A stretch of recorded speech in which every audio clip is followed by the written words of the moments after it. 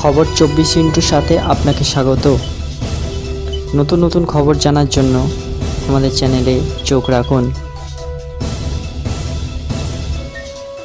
নমস্কার, খবর 24/7 আপনাদের স্বাগত। ঝাড়খণ্ড নিয়ে আমরা বর্তমানে অনেক কিছু শুনতে পাচ্ছি, কিন্তু ঝাড়খণ্ডের একটা খবর সত্যি আমাদের সবার মনকে নাড়িয়ে দিয়েছে। ওই রাজ্যের শিক্ষা ব্যবস্থার উন্নতির জন্য পিছিয়ে পড়া সম্প্রদায়ের পড়াশোনার জন্য মুখ্যমন্ত্রী থাকাকালীন সময় অনেক কিছু করেছেন।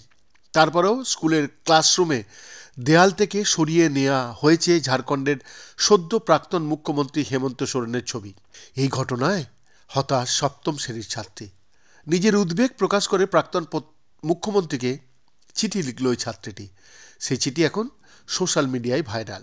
ঝাড়খণ্ডের পালামু জেলার সিএম এক্সেলেন্স স্কুলের সপ্তম শ্রেণীর ওই ছাত্রীর নাম মনীষা। বয়স মাত্র 13 বছর।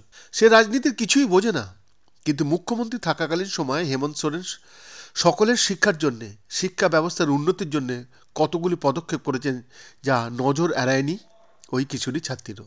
তাই সে হেমন্ত সোরেনের উপর বিশেষ কৃতজ্ঞ। রাজ্যের শিক্ষা ব্যবস্থায় বিশেষ উন্নতি সাধনের জন্য পালামু জেলার সিএম এক্সেলেন্স স্কুলের দেওয়ালে সদ্য প্রাক্তন মুখ্যমন্ত্রী হেমন্ত সোরেনের ছবি টাঙানো থাকতো, যা দেখে প্রতিদিন আপ্লুত হতো মনীষা ও তার মতো আরও অনেক কিশোরী।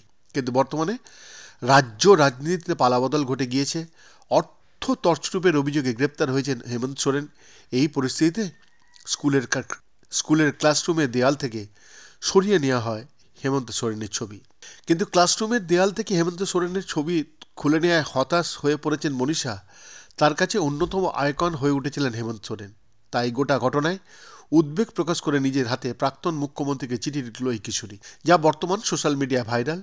চিঠিতে মনীষা লিখেছে, আমাদের শিক্ষা ব্যবস্থার উন্নতির জন্য আপনার প্রচেষ্টা লক্ষণীয়।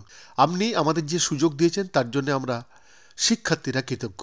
কেবল মনীষা নয়, ছাত্রীদের অভিভাবকরাও হেমন্ত সোরেনের কাজের প্রতি আপ্লুত বলে জানিয়েছেন ওই স্কুলের প্রিন্সিপাল করুণানন্দন তিওয়ারি। তিনি জানান, অভিভাবকেরা হেমন্ত সোরেনের কাজের প্রশংসা করতেন। তিনি অনগ্রসরদের জন্য স্কুলে বিনামূল্যে পড়াশোনার ব্যবস্থা করে দিয়েছিলেন। বৈদ্যনাথ দাসের রিপোর্ট, খবর 24/7।